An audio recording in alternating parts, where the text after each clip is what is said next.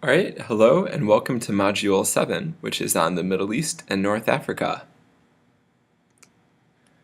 So, among all world regions, the Middle East and North Africa is probably the one about which we have in the United States the most and the deepest set of misconceptions and biases. It's a very, very, very complicated place, and of course, as with the other lectures, we're not going to be able to account for all of that in just 1 week. Um, but what I'd like to set out to accomplish this week is give a broad overview of some of the biggest issues facing the region, and also explain some of the historical roots of some of the conflicts that you may be reading about in the news today that are ongoing and developing quickly, but also have roots going back decades and centuries. This is the word cloud that we generated from your uh, associations with the Middle East. So looming very large, we have conflict, of course. We have some climactic uh, and resource-based understandings. And then we've also got some cultural and religious understandings dealing with countries, religions, and ethnic groups. And we'll delve into some of those distinctions a little later on because unfortunately they're often used interchangeably when they're definitely not interchangeable. So to start on the relatively simple side of things, here's a map of the region that we're talking about today. It has a very, very long and ancient history.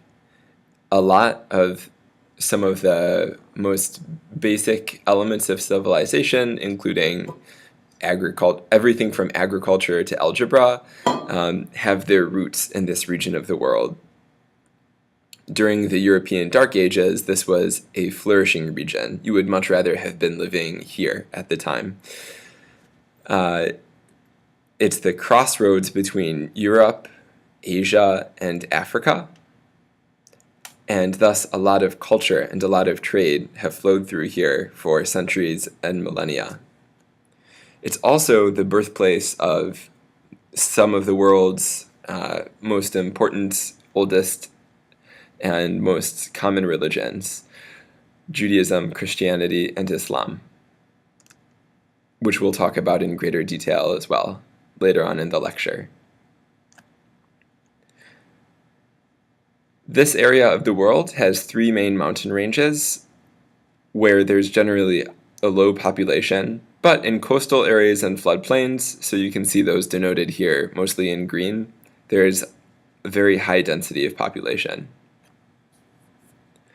The most important river systems are the Nile, and nearly all of Egypt's population, by the way, lives within a few miles of the Nile. And then also the Tigris and Euphrates River.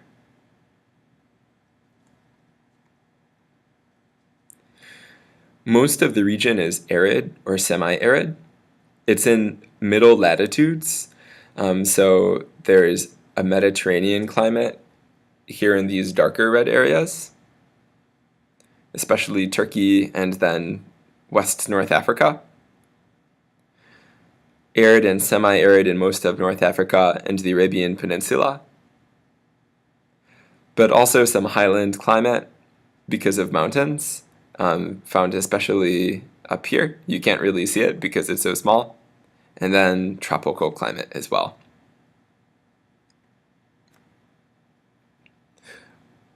So I mentioned that some of the conflicts going on today in the Middle East have roots going back decades, if not centuries. One of the reasons for understanding the instability of governments in the Middle East First of all, we need to look at the term Middle East itself. Middle East of what? You might be asking. If you think back a couple of weeks ago, I mentioned in the human geography lecture that, and also in the Europe lecture more recently, that European ideas and Eurocentrism have shaped not just the physical and material history of the world, but also the history of ideas about the world. So the term Middle East is a Eurocentric term because it's defining this region in relation to its location to Europe. So longer ago, it was called the Near East, as opposed to the Far East, which would be, well, even farther east, again, with our reference point being Europe. So this very region, the term which we use to describe this region is a Eurocentric term.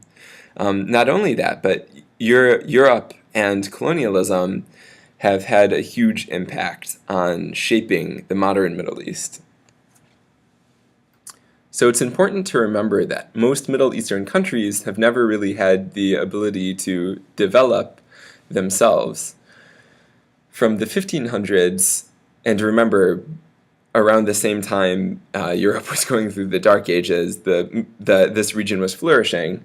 But after that peak time, from the 1500s until the end of World War I, most of the Arab Middle East was part of the Ottoman Empire, which was on the losing side of World War I. Britain and France and Russia, at the time still in World War I, met in 1916 in secret and basically carved up this region. I'll show you a map of what they came up with in a moment. In an agreement called the Sykes-Picot Agreement, which basically was making plans for, after their victory in the First World War, how would they divide up the Ottoman Empire, how would they rule the region.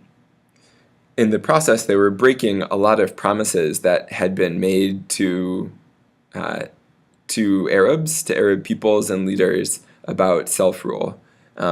So when this agreement became public in 1918, after the Bolshevik Revolution in Russia, who was originally a party to the agreement, it made a lot of people very unhappy. One significant outcome of the Sykes-Picot Agreement is that 3 autonomous regions were cobbled together and called Iraq. And if you've been paying any attention to current events for the past 10 or 15 years, you know how that has turned out.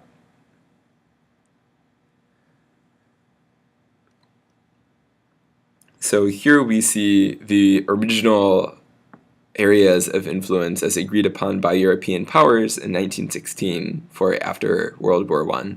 The British would get these red areas. The darker areas were meant to be under direct occupation, and the lighter areas within the British sphere of influence. The French were to get these blue areas, and the Russians were green. And then these purple areas were meant to be ruled as international zones. So these borders were basically created to suit the political and economic needs of the European powers. They do not reflect the religious or ethnic or historical differences.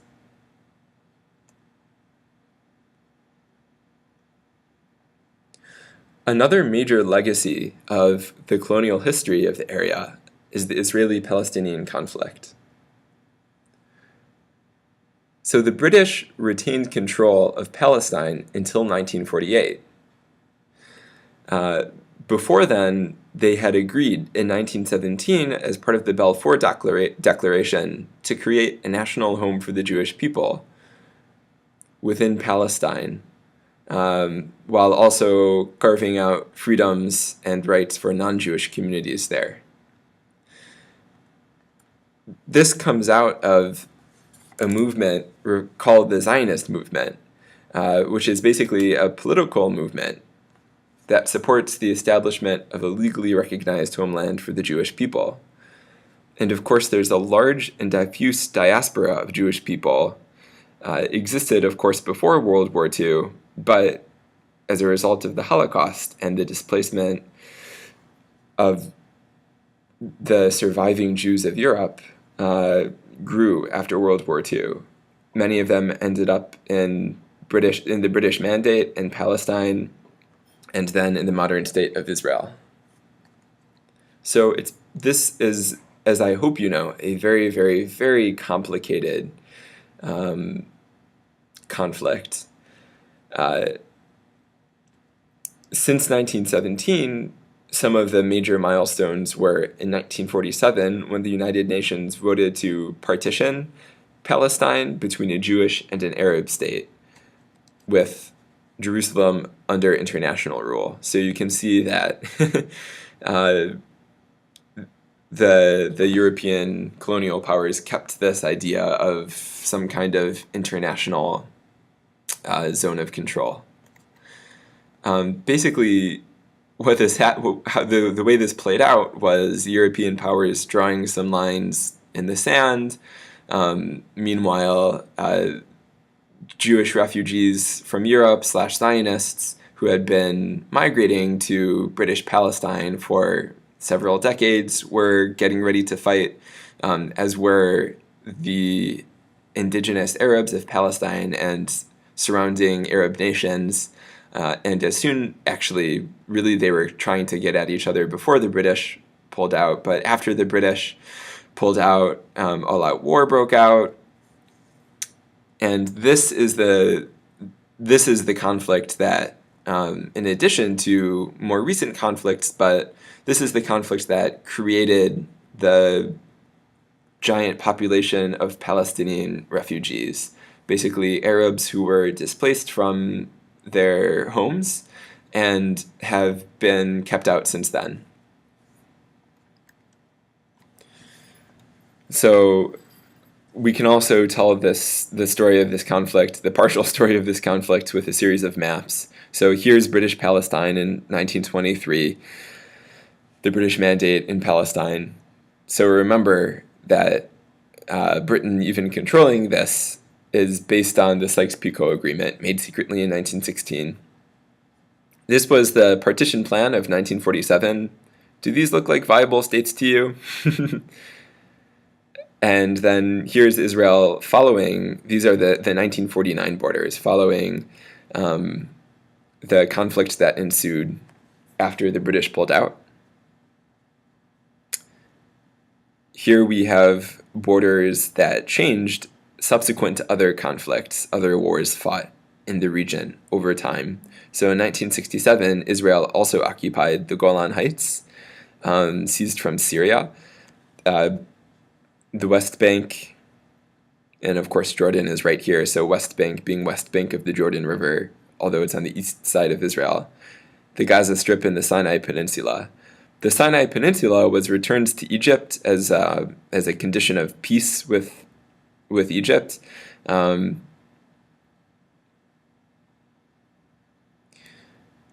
then today, this is what the British Mandate of 1923 looks like. So we have Israeli control in these tan-colored areas. Israel unilaterally withdrew from the Gaza Strip in 2005, and the West Bank is supposed to be under control of Palestinian civil authorities, but Israel maintains control over the surrounding areas, including the borders and resources.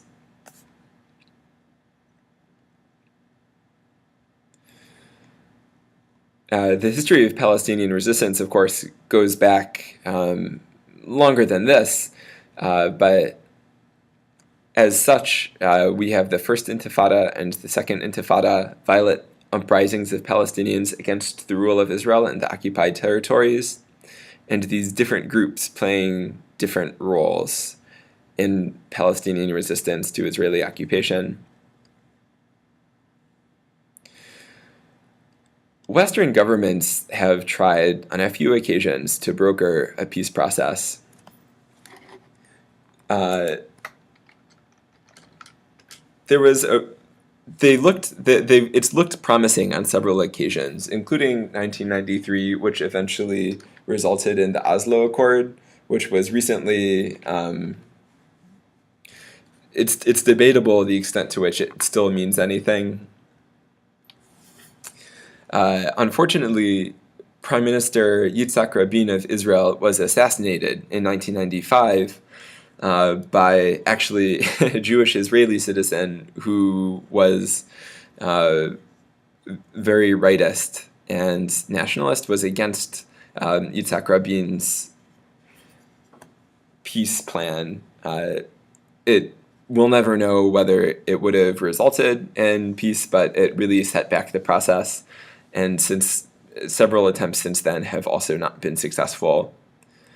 Some issues that have been intractable to negotiators include the control of Jerusalem, because it's claimed as a holy city by all sides and more. What will happen with Jewish settlers in occupied territories? So since Israel took control of these areas in 1967, they've been building settlements where now hundreds of thousands of Jewish settlers live. And if the borders were to revert, what would happen with them? And then likewise, what will be the rights to property and to residence for Palestinian refugees? Remember, from that initial conflict and subsequent conflict, but especially the initial conflict, to their ancestral lands, where currently lots of Israelis are living. The status quo involves the spatial containment of Palestinians, most visibly and most famously by physical barriers. This really happened after the Second Intifada, from Israel's perspective, as a way of providing security for itself, internal security. But it also separates Palestinians from their livelihoods, and every time Palestinians are crossing these areas of control, they're subject to surveillance, security checks, and it also has the effect of creating a physical barrier, which has been called a land grab by some, to establish de facto borders that don't line up with eventual borders that have been floated before in negotiations, which, among other things, has created a huge disparity between Israel and then the occupied Palestinian territories in terms of the Human Development Index, income, life expectancy, and then something as simple as access to resources. The same can be said of electricity, that can be said of water.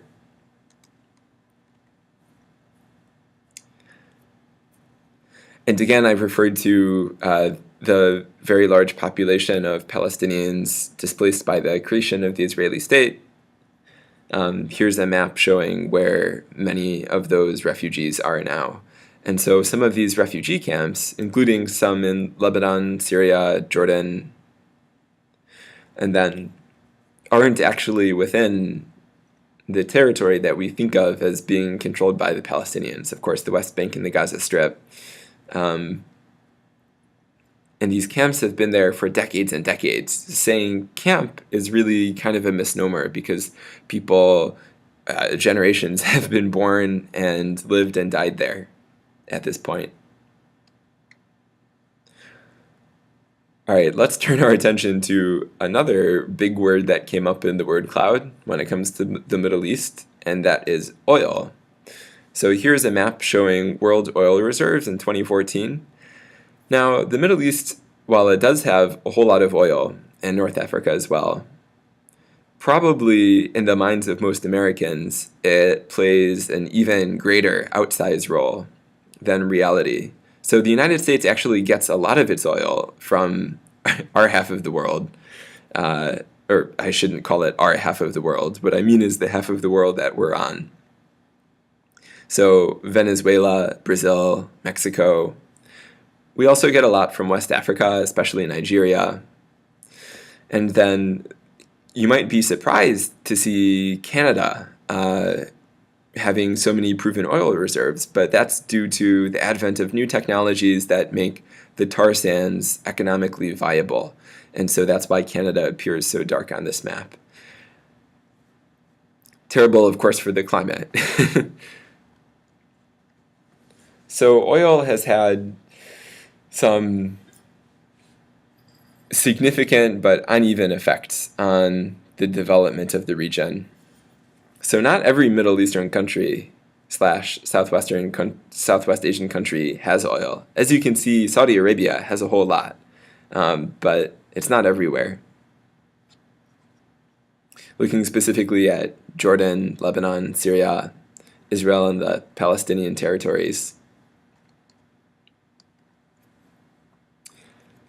So in nations that do have a good amount of oil, they have oil revenues, and in some cases have been able to turn those into industrialization, creating hubs for refining oil and manufacturing petroleum products for export, which has contributed funds to modernization. So new schools, good housing, modern agriculture, medical facilities, and cities, and has drawn in foreign investment. Non-oil states are often donor states in terms of labor. So we see a lot of migration, a lot of guest workers going from non-oil states to oil states.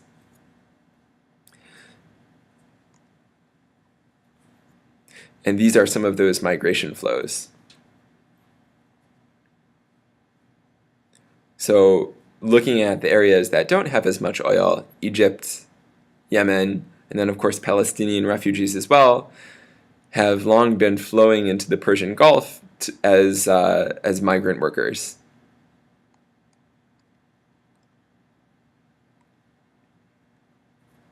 Zooming out to the region as a whole, not just based on oil, oil is one of the many pull factors that bring people to this region or cause internal migration within this region. There's also Jewish people returning to Israel.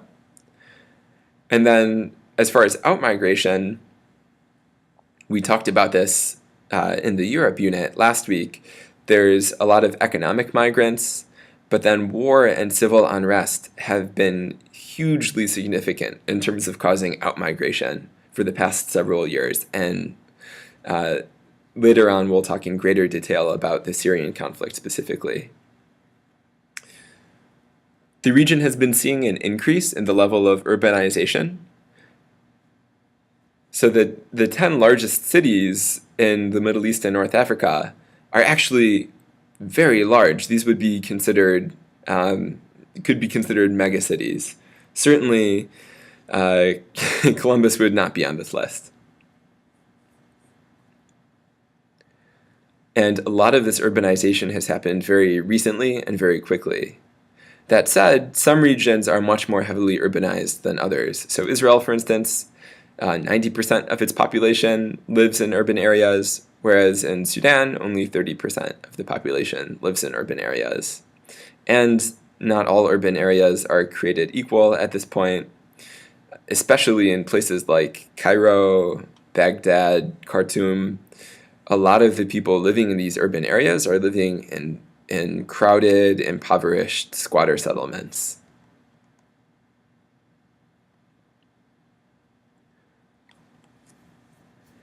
A lot of Middle Eastern leaders see an alternative vision for the Middle East, a future beyond oil, with a diversified economy based more on manufacturing of products for export rather than simply extracting. So remember that extraction is considered in the primary sector of economic activity, which gets a lot less value when compared to the secondary or tertiary sectors.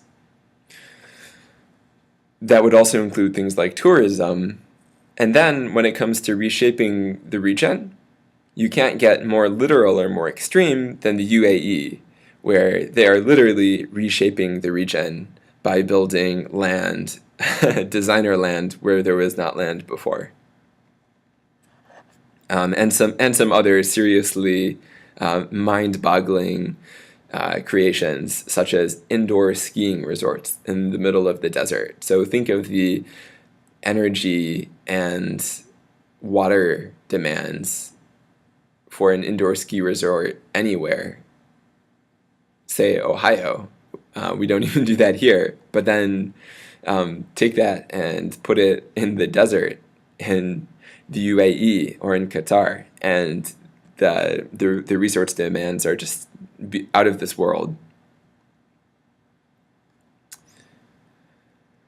So this includes dramatic placemaking, so things like the Burj Dubai, the tallest building in the World Cup, which will be in Qatar in 2022, happening, of course, on the backs of migrant laborers from elsewhere in the region, and also, especially from South Asia.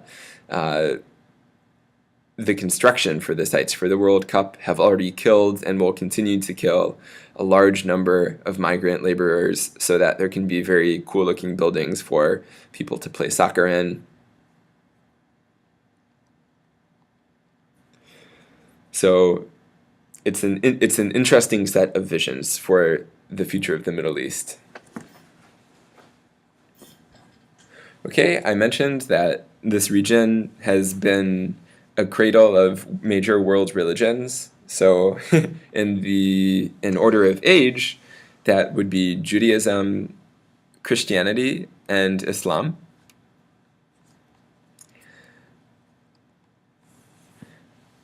Islam is the most important religion in terms of, or I should say, the most common religion in the Middle East and North Africa, accounting for 96% of the population. I'll discuss in greater detail some of this stuff in a few slides, but the holy book of Islam is the Quran. Muhammad is the prophet. Holy cities include Mecca, Medina, Jerusalem. There's a lot of internal diversity within Islam. And then there's also Islamism, which is political Islam, which is a highly controversial term and a highly controversial movement. We'll go into more detail in a moment. But to start with, I want to touch first on the similarities shared between Judaism, Christianity, and Islam. So, first of all, there's monotheism, the belief in one God, which all three religions see as a creator God. There are common themes of prophethood, common themes of regular prayer, traditions of forgiveness and obedience, the idea of a human self, of individual souls submitting to God's will, and also a day of judgment. In addition to these religions, there are also Zoroastrians, Baha'i, and Druze. Christianity, by the way, while it, of course, has roots in the Middle East, was then respread to this region during the Crusades. It's important to remember. These three religions also share holy books. Jewish people have the Torah, Christians and Muslims have as well the New and Old Testament, and then Muslims have the Quran. All three are Abrahamic, so referring to Abraham. And then both Islam and Christianity recognize Jesus as a prophet, and also proselytize, try to convert others, which Judaism does not do. Here's a map which shows the geographic extent of major regions in this part of the world, at least, with large Muslim populations. And so I mentioned in the Middle East and North Africa, again, 96%.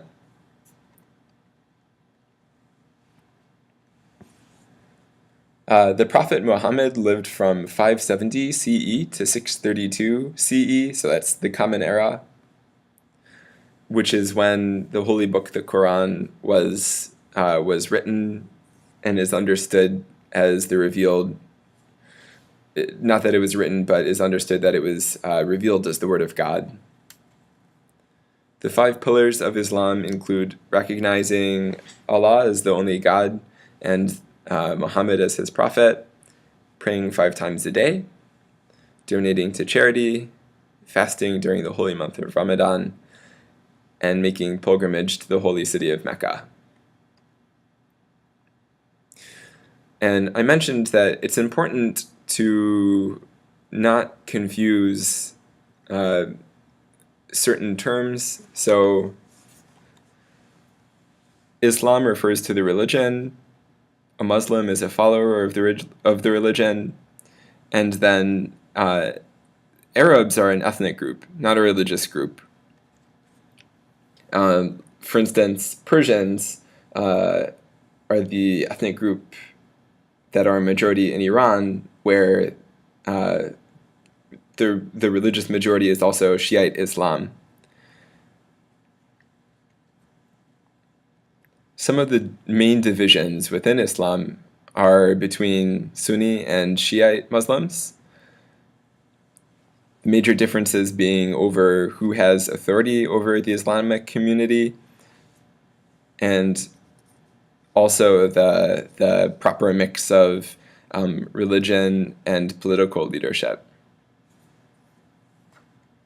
There are also cultural variations, including mystical forms of Islam. So Sufis, you might have heard of the whirling dervishes, for instance, and then other variations, both within the region and beyond it.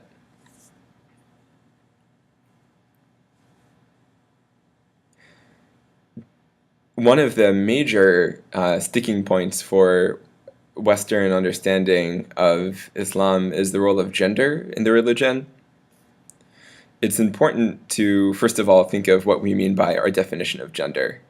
So gender being a social rather than an anatomical concept, but gender defined by our text as social differences between men and women. So again, a social, not an anatomical concept. And gender expectations, as well as discrimination, exist throughout the world. So are not, unfortunately, unique to any region, but can be found everywhere, including here. So as far as the role of women in Islam, and this is also true, by the way, to some extent in different denominations of Judaism and Christianity, but there would be segregated education, a limited role for women to work and participate in public spaces. But this is, first of all, uneven within the region and also changing quickly. So there might be major differences, for instance, between somewhere like Jordan and somewhere like Yemen.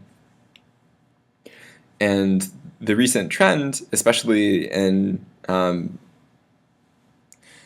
certain areas, is for more women to attend college, more women to have careers, and including high-level careers, and to have visible and important political positions. And so this map shows the extent to which women are secluded or liberated, although that's a problematic idea, but throughout the Middle East and North Africa. One of the more recognizable religious practices in Islam regarding women is clothing, which can range from a niqab or burqa, an all-encompassing full body garment, to wearing absolutely no particular covering. And then a lot of a large range in between. An example of controversy might exist, for instance, in France, which is a very secular state, but with a large Islamic population, many of whom come from North Africa, especially Algeria, where the French were a colonial power.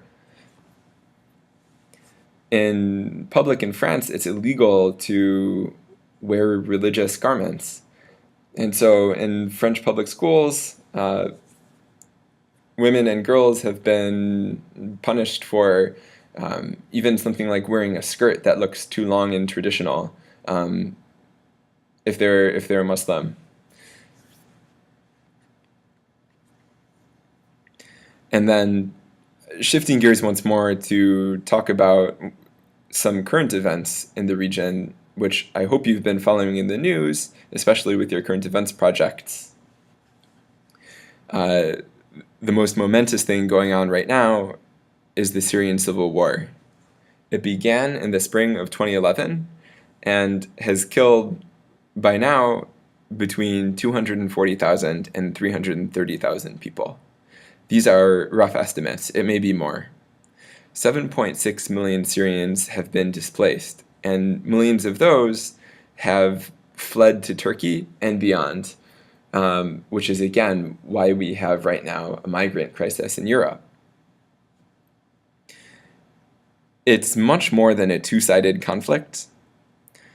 Basically, you have the government forces loyal to President Bashar al-Assad, who belongs to the Alawite minority, fighting against an array of secular and then also radical anti-Assad forces, including radical groups such as ISIL and Hezbollah, and then a more moderate secular opposition. Kurdish groups and Western countries are also involved.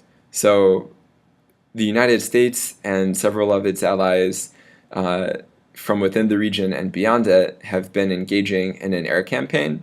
And very recently, Russia has joined in, although it is not clear whose side Russia is on. Because while they said that they would be targeting mostly ISIL, they have, as of October 2015, mostly been targeting the moderate secular opposition, fighting against government forces loyal to President Assad.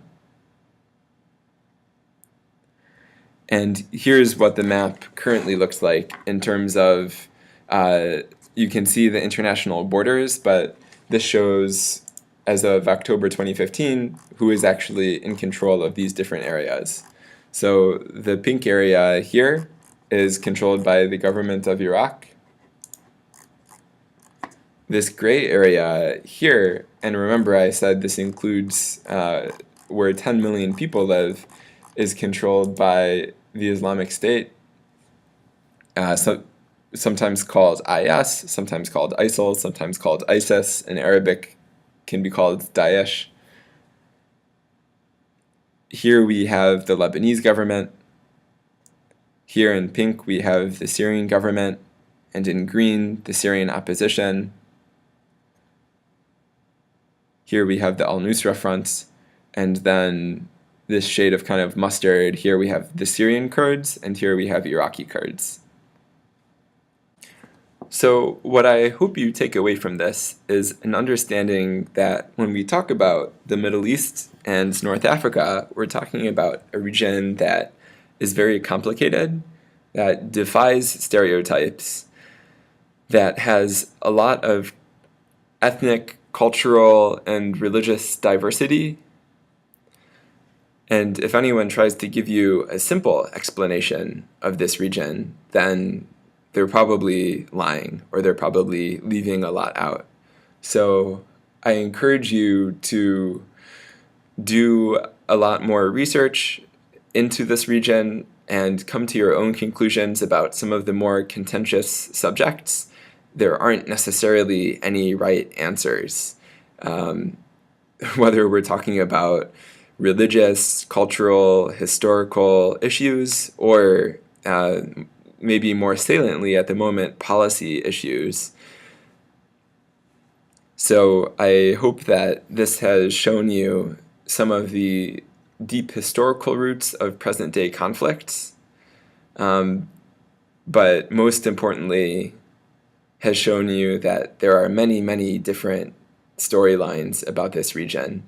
And I hope that with more information, you'll be able to come to well-informed opinions that go beyond the very understandable stereotypes that you may or may not have about the region. So, as always, thank you for listening. I hope this was interesting and enjoyable for you, and see you again next week.